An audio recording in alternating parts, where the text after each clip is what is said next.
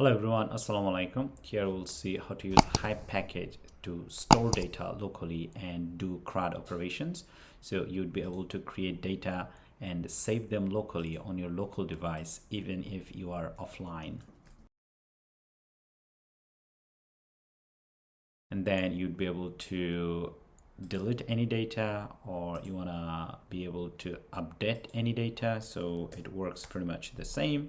So let's update one of the products like that. So Hive works better if you want to save data offline, and it works pretty much like using Dart map, so you don't have to write complex query like SQL. So it's more user friendly, especially beginners friendly. So let's go ahead and get started. Okay, so let's get started. The first thing we need to do, we need to go ahead and find our pubspec.yml file, and inside this make sure you have this two packages installed. One is Flutter Hive Flutter and the other is Hive. We need both of them. And once you are done, then come back to this main.dart, and inside this main function make sure that you have this two lines where you want to initialize Hive, and as well as a certain Hive that we are going to use. Now of course this is a random name. You can name it anything you want, it doesn't really matter. It's just a name, but this also means that this is where we are going to save our data in the local storage. Once again, the name is all up to you, and also make sure that you are going to use this one because we want to initialize this widgets before our app runs. All right, so currently it looks like this. So what do we want to do? We want to have a floating action button over here, and as we click on the button, then we'll have text editing controller, or text box actually, and then we'll submit data to the Hive over here. Once again, this is something that you have to have in the main function, and then once again later on we'll use this one to make a reference to this box. So let's go ahead and work on this floating action button. Now to be able to do that, over here I have this stateful class, and inside this all I have right now is this app bar. So right after this over here we'll create a floating action button. So here's our floating action button, and this is what we see.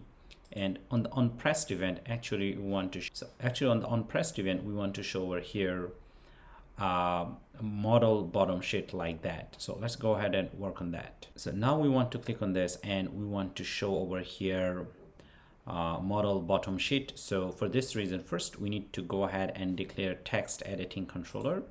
So here is our two of this text editing controller. So we'll have two boxes for typing in, and after that actually we want to go ahead and create a method over here. So we'll call the method from here, and inside the method we would be using this text editing controllers object, the one we just created. So right after this text editing controller we created a method which is called show form, and it takes a context and an integer value. We'll use that later. And inside this method we have this show model bottom sheet, and the reason we are passing the context over here because we want to be able to use it. And inside this inside the bottom sheet for the builder we are using a simple container, and then we have this bit of padding over here, and right after this we have this column. Now inside this column actually we have two text fields, as you can see over here, the first one and second one, and others are pretty much all styling. Now here, because previously we declared two text editing controller, one is name controller and there is quantity controller, so we are assigning each of them to a text field, as you can see over here. Yeah, and for now that's it. And at the end we also have a button, because we want to be able to create on the button and submit the form to Hive or Hive storage. So before we do that, we want to clear everything from the text box, and we return. So this is our elevated button with text field at the top. Now this method show form we need to call from this event over here. So for this reason we'll come down over here, and we know that we have a floating action button. Now right from here we'll call it. So here we would say show form. Okay, and we are passing context over here, but the context should be this one, the one we have already at the top. And for now over here, we're gonna pass null. We don't need any value for that. And the error is gone. Let's save it. And this is the time we'd be able to click on this and see the model bottom sheet. So as you can see, it's already showed up over here, name and quantity.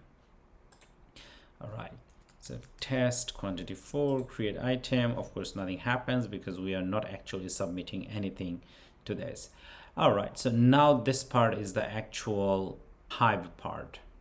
So as we click on this, create new, we want to submit the information to the Hive storage.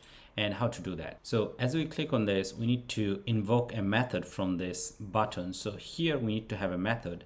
That method would get called and submit data to Hive. So here is our method, which is called create item. And over here we are passing. So for each of them, we have different controller text value.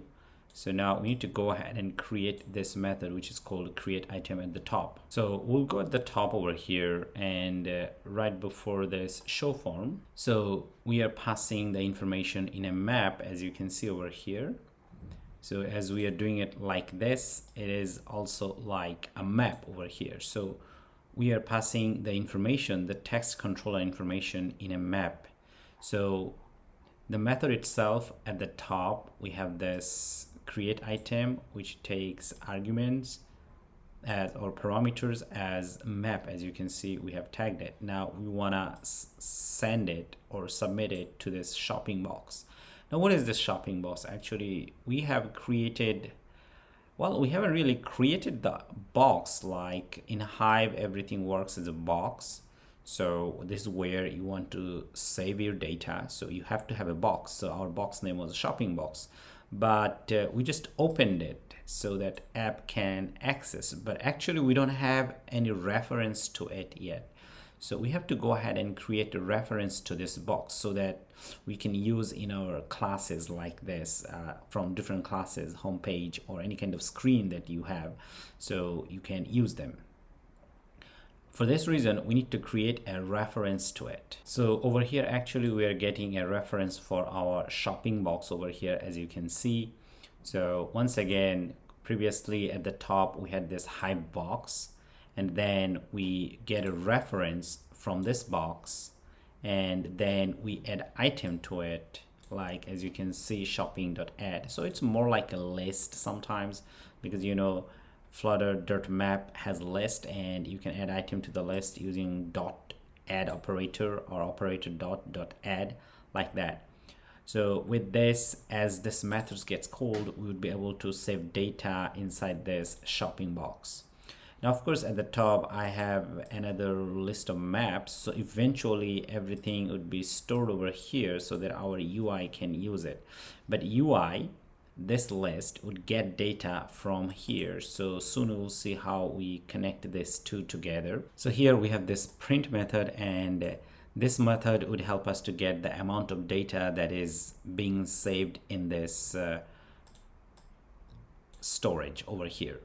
Now you have to know that as we store data, the data in general could be stored using certain key, or if you use shopping, if you use .add method, then it would give you key automatically. So what I'm trying to say over here is that Hive stores data using key pair values. Now the key could be given on your own, or you could also auto-generate. So if you use .add method to store data, Hive will create keys for you automatically, and it does it using like 0, 1, 2. So the first one would be 0. The second time, if you add item, that key would be 1. The third time, the key would be 2, like that.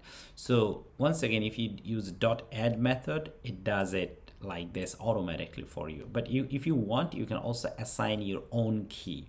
But I think I would prefer like this for this example.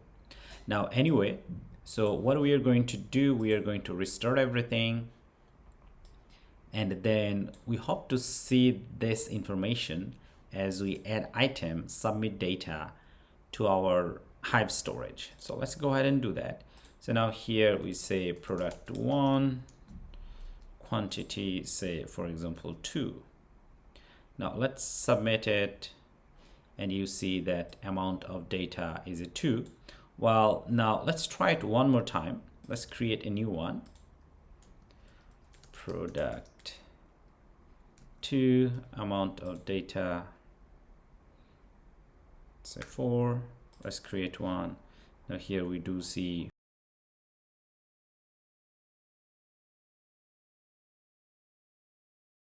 so here we see that amount of data is a 3.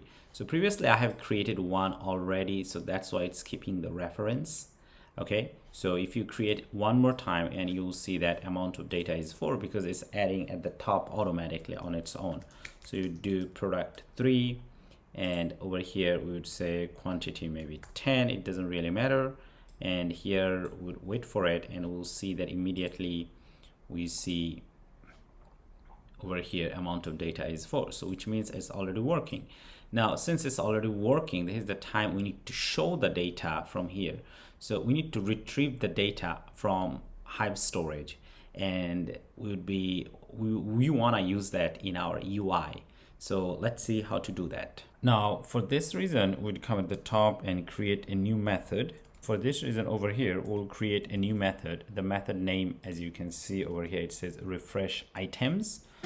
So what we're going to do, we'll call this method right after over here. So as we add data to Hive storage, we'll call this method, and then it'll take everything from our shopping box. Remember, shopping box is the one that where we add our data.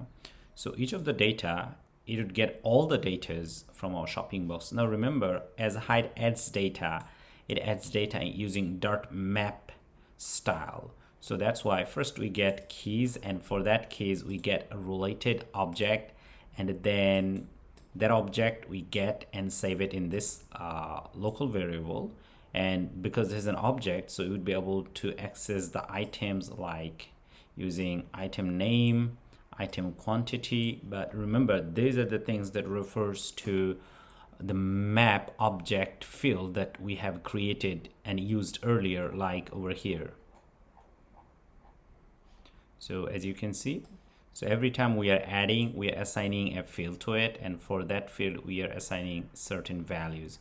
So that's why when you retrieve each of this item from your shopping box, then you have to refer them, get them, and then eventually save over here, then eventually return the item. Now this would go through like a loop, but this doesn't return us a list, because in the UI we want to access them as a list. So that's why here we use a .toList method. So eventually this one actually gets us a list. Now we can call it over here. So instead of like that, so here we'd say refresh item, that's all. So we add items, and then after that we call this method, and this method would save data eventually in this item list, the one we that created. Now you can see it over here. So after doing everything, getting all the data in a list format, then we save it to this list, and we immediately let the UI know that we have new data because we are using set state to do that.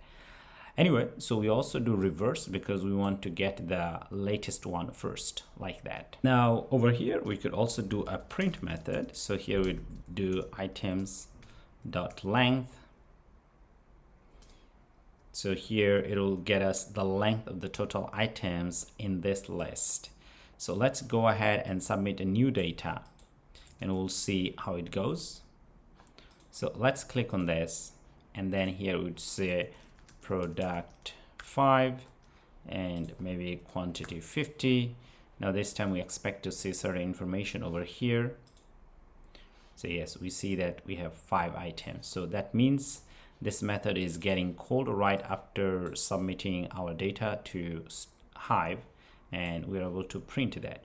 Now this is the time that we want to show the data in our UI, not just from the console.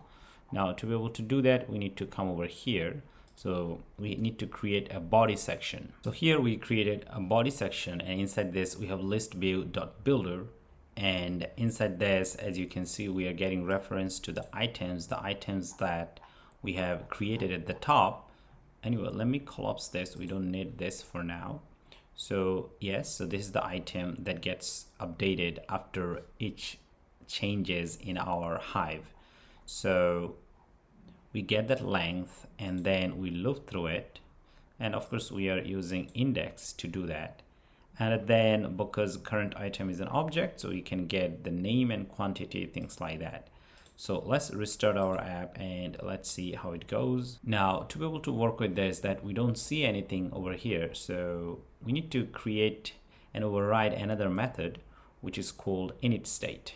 So right after this, we'll have this method which we override called init state, and over here as the app reloads, so we refresh all the data using refresh items, and we update our items which eventually the UI can use. So let's go ahead and restart everything. Yes, so these are the items that we have already added, and now one thing we could do, we could create another one and we'll see the changes immediately.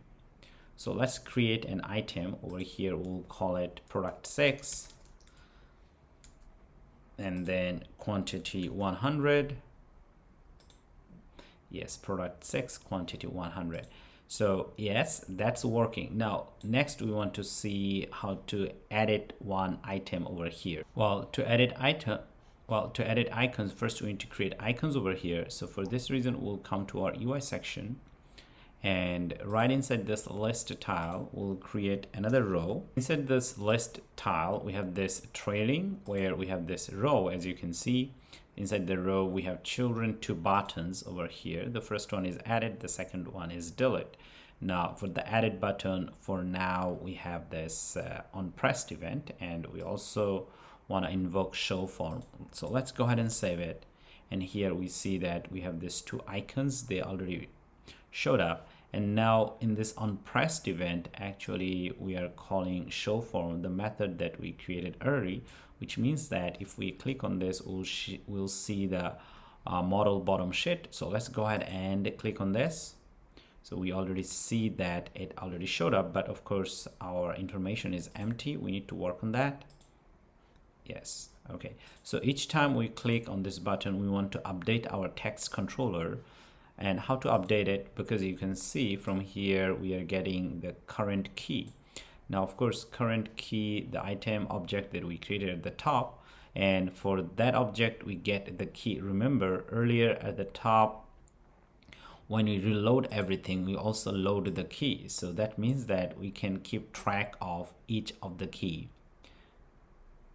Now we need to work on this show form method, and over here, based on that key, the key that we are passing, we need to retrieve information from the Hive object. While actually retrieve information from the Hive object, in fact actually we'll just get the object information from items, because remember refresh items always gets called regardless where you use it. For example, init state, or right after creating a method, or even after updating. As we click on this button, we'll see how it works.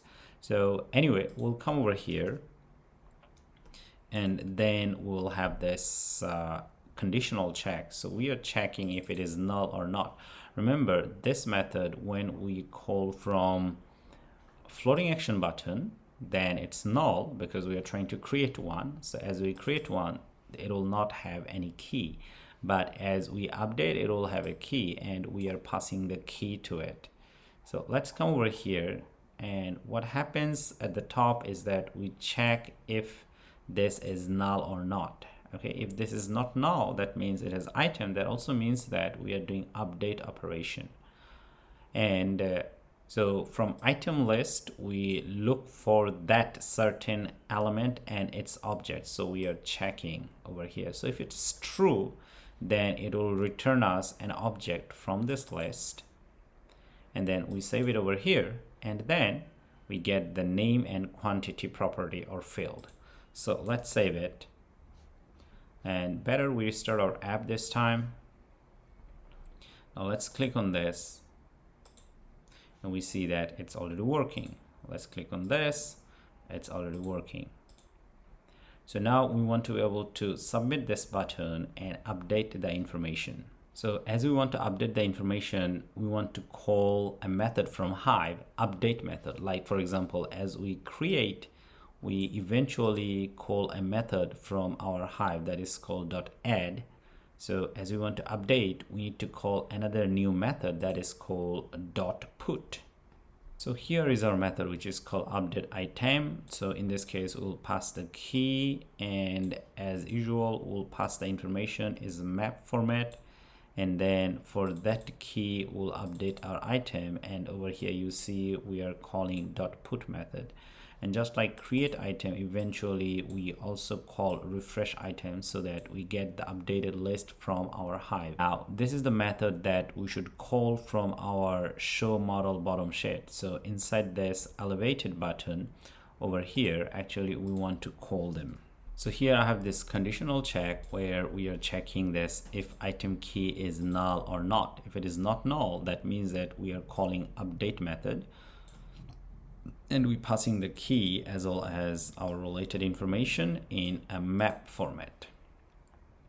Now that also means that for this method at the top, we also need to do a check. So over here, we'll just simply copy this, put it here, and then we'll put another curly braces, and it looks good. But of course, we need to change the conditional check over here if this is null. So when we are creating an object, so we are just passing, first time when you create an object, we are just passing null to it. Otherwise, we are passing item key and its values. So we're gonna go ahead and restart our app, and now we are going to change over here. And instead of test1, we'll call it product 0, and we'll see how it works. And we'll just remove that. Okay, and we'll create item. Now, as you can see, we do see that immediate change. But one thing we need to change over here, this button text, even if we update, it should be update, not create. So here we check if item key is null. If item key is null, that means we are creating new, otherwise it's update. Let's save it. Now, of course, this is model bottom sheet. We need to restart or start everything so that we see the related update. Now let's click on this. Here we see that it's update. And if you click on this, here we'll see create. So now our update information is working. We need to go ahead and see how to delete them. Now, deleting is actually relatively easy. For this reason, with this, we'll come at the top, and right after this update method, update item, we'll create a new method which is called delete item. Now for deleting, all we need to do is just get the key and invoke .delete method and then refresh it. And at the bottom, we can also show this that an item has been deleted. Now all we need to do, we need to go ahead and call this method from our UI. Now our UI is right over here. Here we are passing null, but now we can just simply pass delete item, okay? And we are passing the key. So we can grab that key from here. Let's remove this one and put it here, and you are good to go. All right, so the first thing we could do, remove this one. And here we see that an item has been deleted. We can also remove this one, and right after this, we can go ahead and, well, we can create a new one actually. So let's restart your app, and if you saw the weird effect, that's gone, because let's delete. And now let's create one that we can create. So here we could say product 6 and the value say 44, and we see it over here. You can update it by 5 over here, update, and we see the updated one immediately. And we can also create a new one if you want. You can delete this. Let's go ahead and create a new one. I would say product 7 and 1000 or 100. Okay, great. So it's working. Thank you.